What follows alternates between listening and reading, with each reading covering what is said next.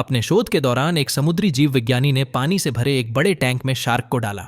कुछ देर बाद उसने उसमें कुछ चारा मछलियां डाल दी। चारा मछलियों को देखते ही शार्क तुरंत तैरकर उनकी ओर गई और उन पर हमला कर उन्हें खा लिया।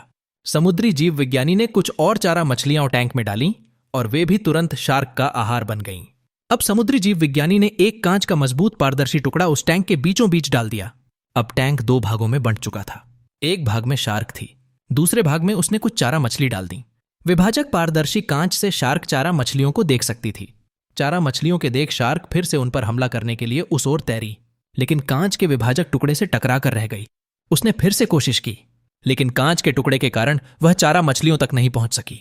शार्क ने दर्जनों बार पूरी आक्रामकता के साथ चारा मछलियों पर हमला करने की कोशिश की, लेकिन बीच में कांच का टुकड़ा आ जाने के कारण वह असफल रही। कई दिनों तक शार्क उन कांच के विभाजक के पार जाने का प्रयास करती रही, लेकिन सफल न हो सकी। अंततः थक हारकर उसने एक दिन हमला करना छोड़ दिया और टैंक के अपने भाग में रहने लगी।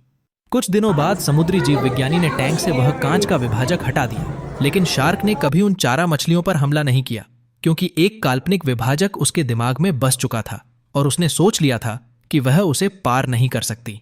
जीवन में असफलता का सामना करते करते कई बार हम अंदर से टूट जाते हैं और हार मान लेते हैं। हम सोच लेते हैं कि अब चाहे कितनी भी कोशिश कर लें, सफलता हासिल करना नामुमकिन है, और उसके बाद हम कभी कोशिश ही नहीं करते, जबकि सफलता प्राप्ति के लिए अनवरत प्रयास आवश्यक है। परिस्थितियां बदलती रहती हैं, इसलिए अतीत की असफलता को दिमाग पर हावी न होने दें और पूरी लगन से फिर मेहनत करें। सफलता आपके कदम चूमेगी,